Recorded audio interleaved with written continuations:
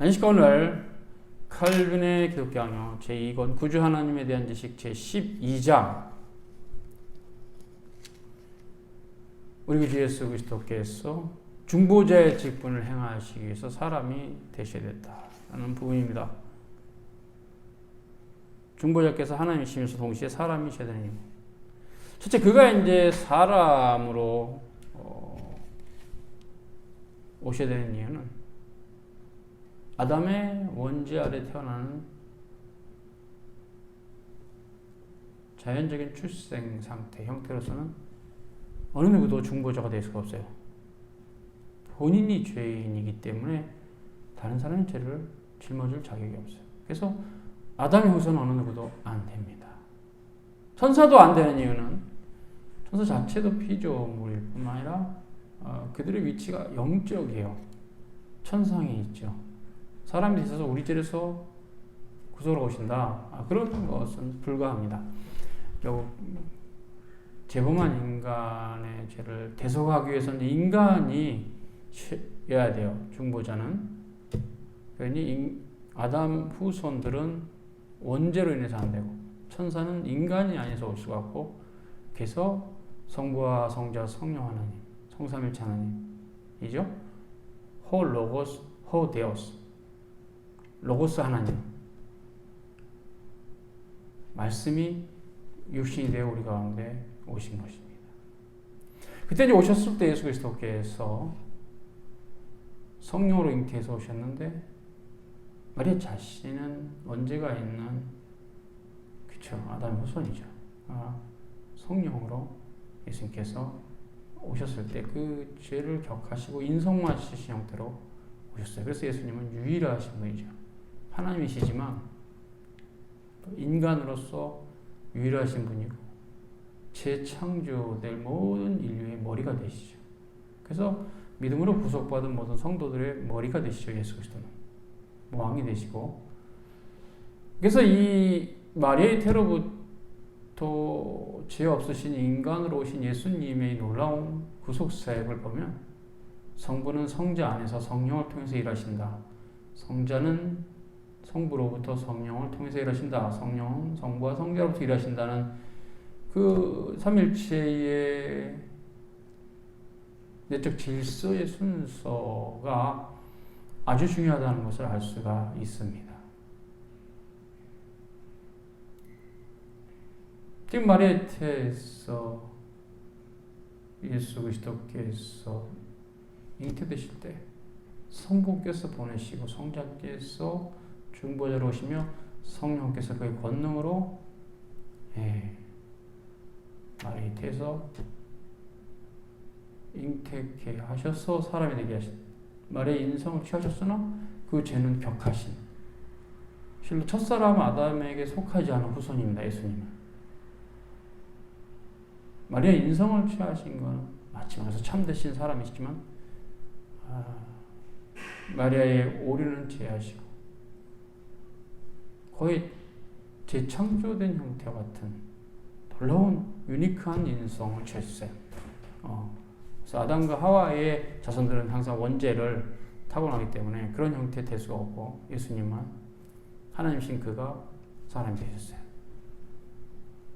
그리고 이제 그가 십자가에서 죽으셨는데 인성을 따라 죽으신 거죠. 즉 대속의 주님이 되신 거예요. 인자만이 사람만이 중보자가 되실 수 있기 때문에 즉 대속 사람의 죄를 대속하시기 때문에 인성을 따라서는 십자가에 죽으시고 신성적 권능으로 부활하셨어요. 성령의 능력으로 부활하셨다라는 말도 맞고요. 성결의 영 예수 그리스도죠. 성결의 영을 따라 부활하셨다는 말도 맞아요. 사도 바울은 로마서 1장에 예수 그리스도의 신성의 교리를 보존하기 위해서 성령이라 해도 될 말씀을 성결의 영이라 이렇게 의도적으로 달리 표현하고 있습니다. 로마서 1장입니다.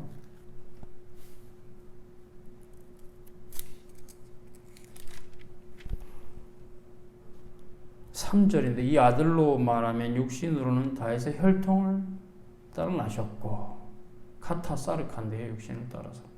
그렇죠?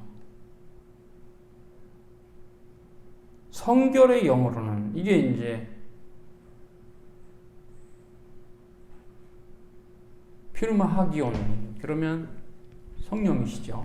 헬라어로 피르마 하기오스네스 이렇게 쓰고 있어요. 성결의 영. 이것은 예수 그리스도의 신성을 보존하는 형태의 표현입니다. 그래서 인성을 따라서는 다윗의 혈통에서 나셨고 신성을 따라서는 죽은 자 가운데서 부활하여서 능력으로 하나님의 아들로 인정되셨다. 이렇게 표현해도 틀리지 않는 표현이에요. 인성을 따라서 신성을 따라서.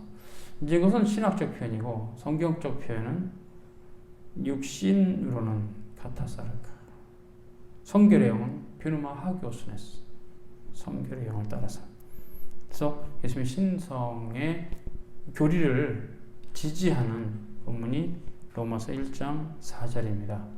그러니까 이 성결의 영이라는 것은 성자 하나님의 영을 말하는데 의도적으로 세컨드 퍼슨 제2 위격이신 예수 그리스도의 그 위치, 그러니까 그 신성을 표현하고 있어요. 표현하고 성령으로 그러니까 성령으로 부활하셨다라고 표현해도 될 말을 바울은 의도적으로 성결의 영으로 부활하셨다고 말을 하므로 예수님은 하나님이시다. 성령과 함께 성부, 성자, 성령 삼일체다라는 그런 교리가 가능한 표현을 쓰고 있는 겁니다. 그래서 이런 교리들이 모여서 삼일체 교리가 형성됐기 때문에 삼일체 교리는 너무나 성경적이에요. 삼일체 교리는 성경의 구조라고 할 수 있을 정도로 굉장히 중요한 교리입니다. 그래서 모든 신자는 삼일체에 대한 올바른 교리를 제대로 학습하고 익혀서 성경을 이해하면서 특히 흔히 쓰는 신론, 테올로지라는데 신론을 이해함에 있어서 성경 안에 있는 하나님은 어떠하신 분인가? 우리의 형상, 우리가 뭐지? 우리 인간이 하나님의 형상으로 되어 있다는데 단수가 아니고 창세기 보면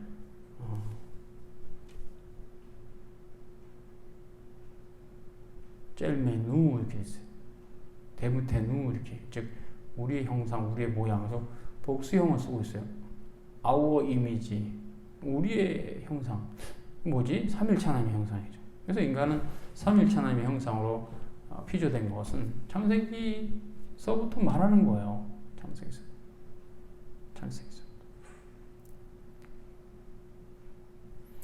놀라운 것이죠. 창세기 첫 장의 창조의 기록에서부터 이미 말씀하고 있어요. 삼일체 교리가 있다고 성경은.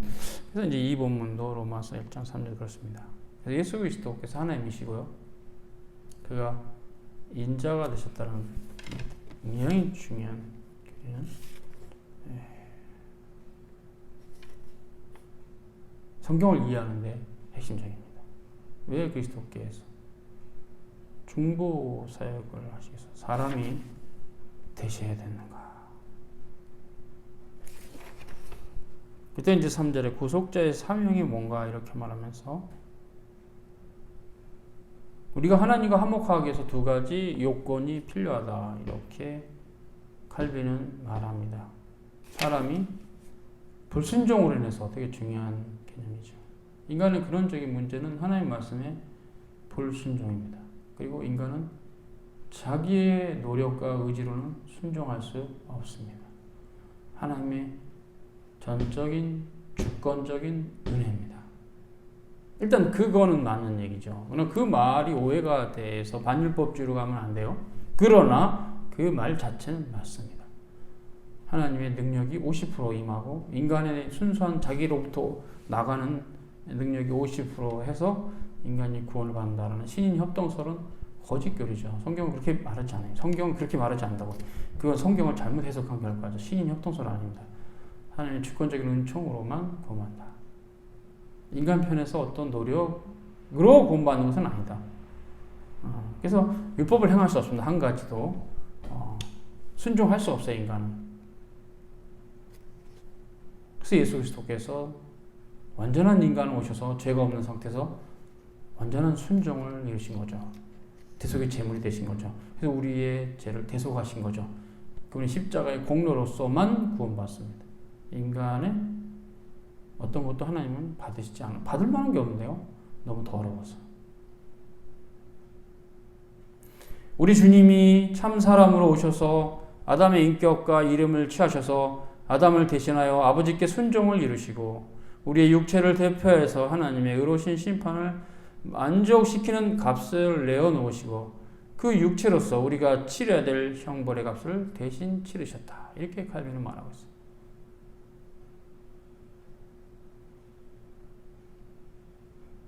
그래서 이제 하나님 편에서는 죽음을 느낄 수가 없다 했죠. 항상 사시는 하나님, 살아계신 하나님, 리빙 갓, 살아계신 하나님은 죽음을 느끼실 수 없어요.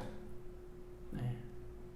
그러나 사람만으로는 죽음을 이길 수가 없어요. 그래서 예수 그리스도께서 하나님이신 그가 완전한 하나님이신 그가 완전한 인간으로 오셔서 그렇죠.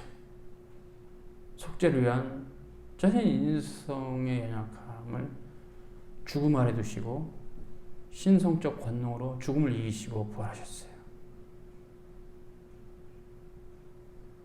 그래서 그리스도의 신성과 인성의 어느 한 부분을 약화시키는 자들은 그리스도의 위엄과 영광을 약화시키는 자들이며 그리스도의 선하심을 흐리게 만드는 자들이다. 이렇게 칼빈은 말하고 있어요. 그래서 예수 그리스도가 하나님이시다. 성부와 성자, 성령, 삼일체 하나님이시다. 이건 그대로 정통교리로 굳게 붙잡고 동시에 그 하나님께서 호 로고스, 호 데오스 그 말씀이 곧 하나님이시라는 그 하나님께서 마리아의 태에서 인자로 오셨다. 완전한 인간으로 오셨다. 그것도 동시에 우리가 우리의 신앙 고백으로 받아야 되죠. 그래서 사도 요한은 예수 그리스도께서 그러니까 예수 그리스도께서 인간으로 오신 것을 육체를 따라 오신 것을 부인하는 자마다 적그리스도라 얘기한 거예요. 예수님의 인성을 부인하는 것도 신성을 부인한 것만큼이나 똑같은 죄예요. 원래 그 한쪽으로 가면 다른 쪽으로 가는 건 똑같아요. 신성을 부인하는 자들이나 인성을 부인하는 자들은 똑같은 부류예요. 누가 더 잘못했다 말할 수 없어. 똑같아요. 예수님의 신성도 인성도 부인할 수 없습니다. 신성을 따라서는 성부와 성자 성령 하나님이시고 인성을 따라서는 우리 똑같은 연약성까지 있고 오셨을 때 죄는 없으신 분 오신 분 마리아의 태에서 완전한 인간 오신 분 거기까지. 그러나 아담과 하와의 자연적 출생법을 따라 오신 분은 아니세요.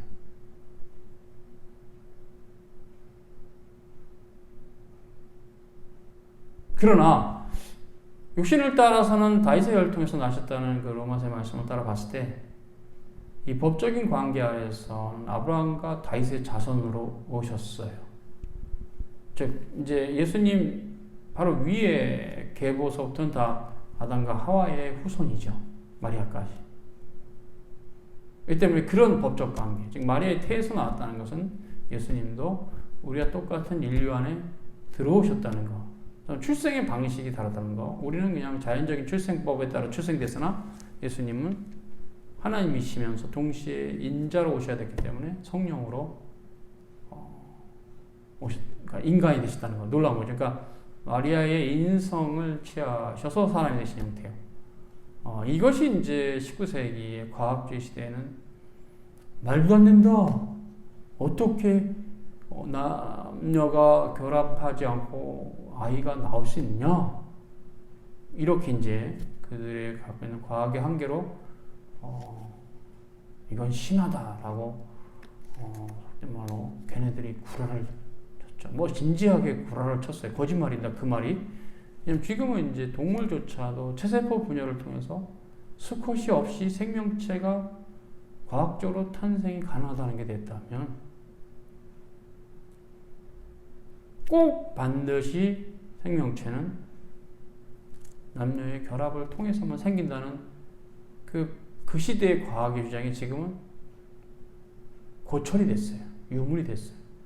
그러니까 이게 그래서 과학의 한계인데 이 과학의 한계를 항상 그 당시의 사람들은 너무 맹신해요. 이 과학보다 더 믿을 게 어딨어. 아닙니다. 하나님의 말씀은 과학보다 더 믿을만 합니다. 이게 참 그래서 신앙은 믿음으로만, 그러니까 하여튼 하늘나라는 믿음으로만 가요. 과학 지식을 아무리 많이 알고 있어도 하늘나라 못 가요.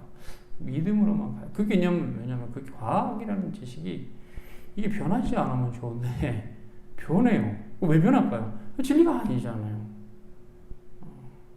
우주는 무한하다, 시간은 영원하다라고 뉴턴이 얘기했는데 그게 지금은 고전역학, 유물이 됐어요. 아니다. 우주도 시작이 있었고 시간도 영원하지는 않다. 이게 양자역학이잖아요. 그러니까 이게 놀라운 거예요. 이게 그래서 이제 뭐 토마스 쿤이 과학혁명의 구조에서 패러다임을 얘기했는데 과학은 패러다임 따라 바뀌는 거다. 겸손하게 인정한 거예요. 이제는 과학은 진리를 말하지 않는다. 아직도 여전히 많은 사람들은 기독교인이라고 하는 사람들조차도 과학을 너무 과신하는 경향은 있어요. 그래서 과학의 사실보다는 과학이 그렇다더라. 우리가 과학을 수학으로 풀고 이런 과학자급에 있는 사람들이 아니까 대체로 이제 과학자들의 결론을 가지고 이제 말하는데 그걸 너무 성경보다 앞서서 성경이 잘못됐다 이렇게 하는 사람도 있어요. 그게 19세기에 동정녀 탄생은 있을 수 없는 일이라고 바럭바럭 했던 사람들이 지금은 부끄럽게 되어버렸죠. 창피하죠. 네. 얄팍한 지식으로 하나님 말씀을 대적했어요. 아닙니다. 그냥 다 사실인데요. 인간이 이해할 수 없는 거예요. 인간의 이해를 초월해버린 거예요. 하나님의 지식은. 믿음으로만 계속 믿겨지지. 믿음이 없으면 믿겨지지 않아요. 우리 인간은 믿을 게 자기 생각밖에 없거든요. 자기 생각밖에 믿을 게 없잖아요. 내 눈으로 흰색 인식하면 저건 흰색이야 라고 인식하고 살잖아요. 그러잖아요. 다 그렇게 살잖아요. 이게 우리 인간의 어둠이에요. 자연과학에 당연히 수학으로 정리되니까 어느 정도는 사실에 가깝긴 하죠. 저도 인정합니다. 과학을 따라서 신비한 현상이 나타나니까. 그러나 과학은 자연현상을 가장 합리적으로 설명하는 원리일 뿐 진리 자체가 아니에요. 예수 그리스도가 진리입니다. 우리 구주 예수 그리스도밖에는 없습니다. 진리이신 주님을 믿는 것이 구원입니다. 영생과 유일하신 참 하나님과 그가 보내신 자 예수 그리스도를 기노스코하는 것이다. 하나님 아는 지식, 노티티아 데이 가운데 푹 빠져 사는 게 최고의 영광이에요. 솔리데오 글로리아. 그래서 결국 이런 부분에 대한 이해가 없는 게 심각해요. 세상이야 당연히 세례도 안 받았는데 예수님 믿지 않죠. 근데 예수님 믿는다고 하는 사람조차도 한편으로 예수님 믿고 한편은 과학도 믿고 이렇게 이중적으로 믿으면 안 돼요. 둘 다 이중적으로 믿더라도 두 개가 충돌할 상황에서는 성경을 믿으시지 과학을 믿으면 안 됩니다. 동정녀 탄생도 마찬가지고 물 위를 걸어가신 예수님의 놀라운 사역, 장님을 고치신 예수님의 사역, 그런 모든 역사들, 그거 그냥 성경의 그 사실 자체를 믿어야 돼요. 정황부가 하나님의 말씀이니까. 정통교리는 축자 영감입니다. 어떻게 인간이 쓴 글이 오류가 없어? 맞아요. 인간이 쓴 글은 오류가 있어요. 그러니까 그러면 성경도 오류가 있잖아 라고 말하는 사람도 있죠. 그럴듯하죠? 그렇게 말하면 예수 그리스도도 오류가 있다는 말을 하게 되는 겁니다. 왜요? 마리아가 원죄가 있는 분이잖아요. 근데 예수님 원죄가 없이, 제 자체가 없잖아요. 하나님께서 사람이 되신 거예요. 성령도 하나님이신 성삼일체 하나님의 사역인데 그 놀라운 신비예요. 그래서 성육신은. 근데 성경이 그만큼 놀라운 신비예요. 오류 가득하다고까지 얘기하면 그렇지만 그래도 무지가 있고 어둠이 있고 지식의 한계가 있는 인간이 사도와 선지자들이 축자 영감 한자 한자가 성령께서 쓰신 거라는 뜻인데요. 오류가 없는 하나님의 말씀을 기록하셨어요. 신비해요. 그래서 예수께서 죄가 없는 것이 신비인 만큼 성경이 축자 영감돼서 한자 한자가 오류가 없는 게 신비해요. 과학으로도 설명 못하고요. 우리 이성으로 아무 걸로도 직관으로 설명 안 돼. 믿음으로만 그냥 설명돼요. 믿음으로는. 그거 하나님이 하셨잖아. 전능하신 하나님이 하신 건데. 우리 이해를 뛰어넘는 분인데 우리가 어둡지 하나님이 어둘까? 그가 하시고자 하시면 다 하시는 거 몰라? 그래서 하나님이 전능하시다 그런 거 아니야?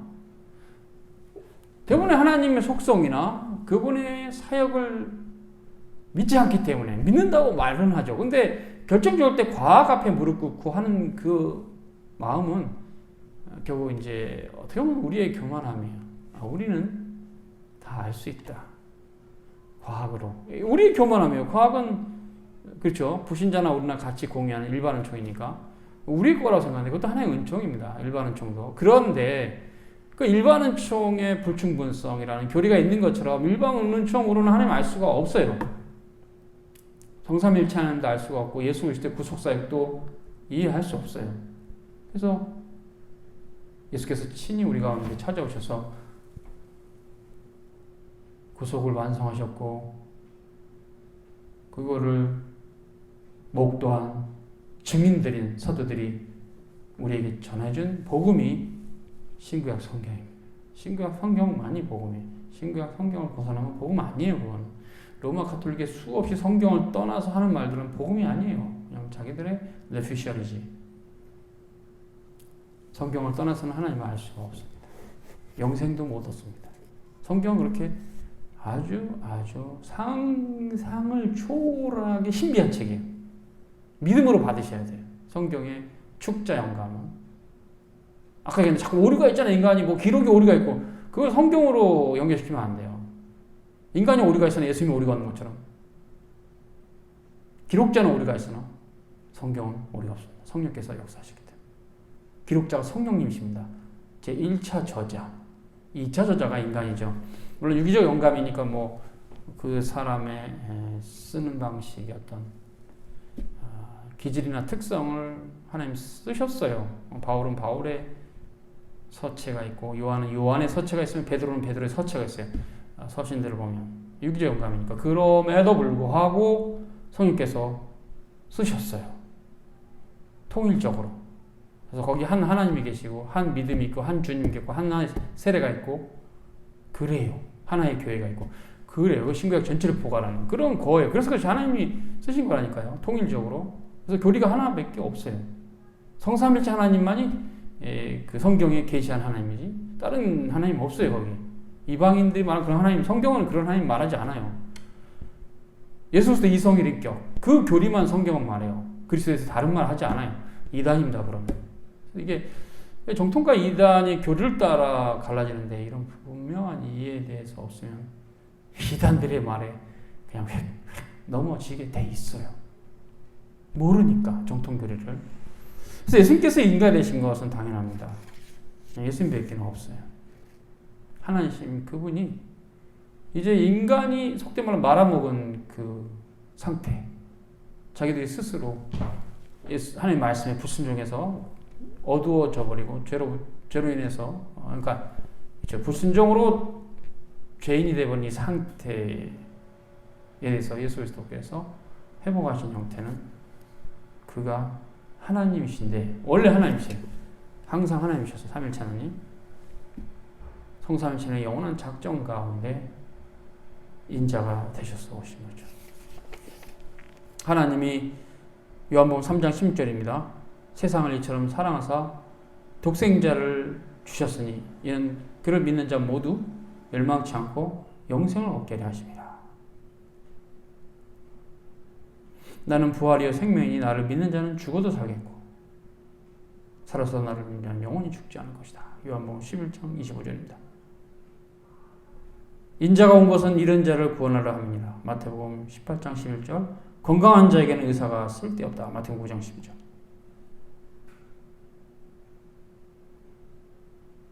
사도들은 한결같이 예수 그리스도께서 하나님과 사람을 서로 화목시키기 위해서 오셨다라고 말합니다. 그래서 그는 화목의 제사장, 우리의 대제사장이십니다. 제사장이란 하나님과 사람 사이를 중재하는 임무를 위해서 임명된 중재인입니다. 히브리서 5장 1절.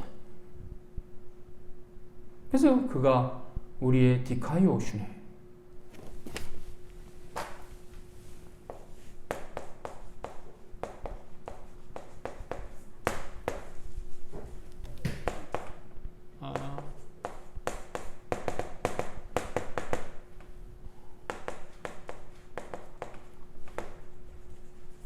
네, 왼쪽은 디카이오슈네는 헬라어고요. 제데크 오른쪽 그건 히브리어입니다. 다 의란 뜻이에요. 이 한자로 이 의인할 때 의죠. 뜻 의자가 아니고 의로울 의자죠. 그래서 오직 의인은 믿음으로 말미암아 살리라라는 로마서의 말씀이 되게 중요합니다. 로마서 1장 17절에 보면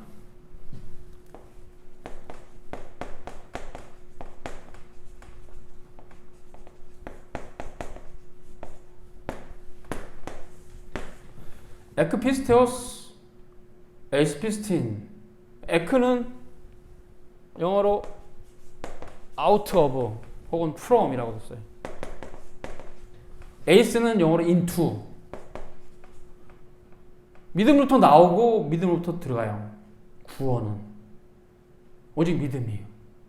그래서 오직 의인은 믿음으로 말미암아 살리라. 이렇게 바울이 그 다음 후반부에 말하는 거예요. 로마서 1장 17절에 다 있습니다.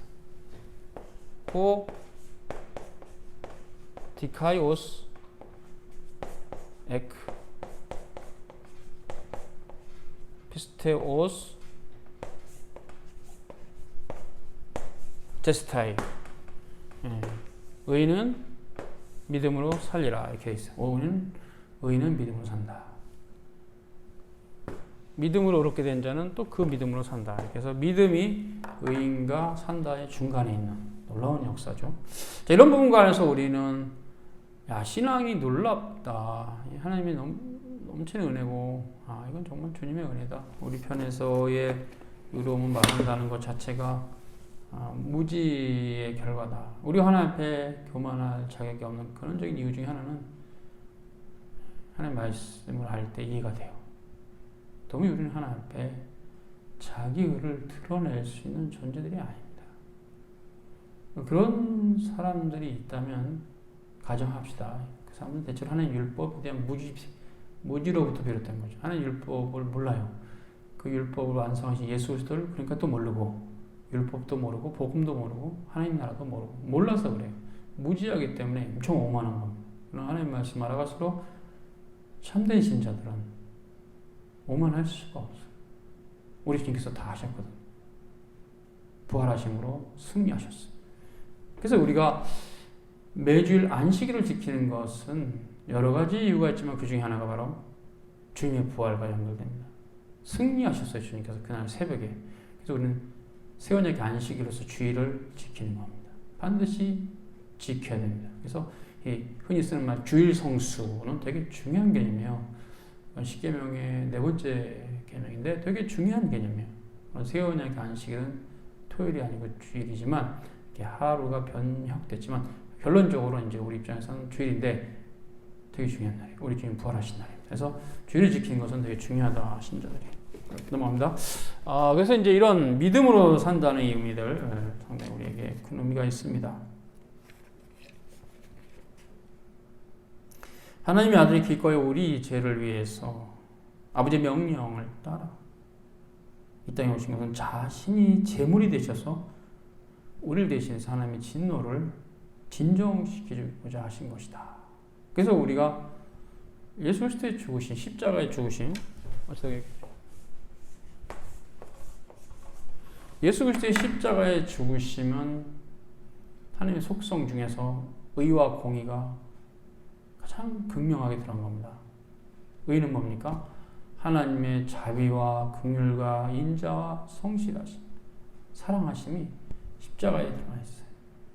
우리 죄에서 대신 자기 아들을 죽이심으로 우리를 사랑하신 것을 확증하셨죠. 공의도 드러나 있는데요. 가장 사랑하는 아들을 십자가에 못 박게 하심으로 하나님은 죄를 용납하시는 분이 아니라는 걸 우리에게 보여줍니다. 예수 그리스도밖에 없어요. 예수 그리스도를 믿음으로 구원을 받는다는 교리는 변함이 없습니다. 뭐냐면 뭐 감히 우리가 하나 앞에 뭔 행함으로 의롭게 된다는 말을 감히 하겠어요.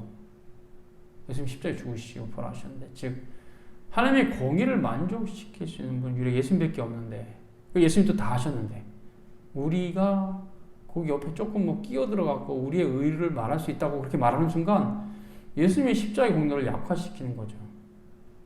그렇지 않겠어요? 그래서 하나님의 공의가 만족됐다는 것은 하나님은 율법으로 사람 판단하시는데 다 죽어. 하나님의 율법으로 들이대면 다 죽어. 전 인류는 다 죽어.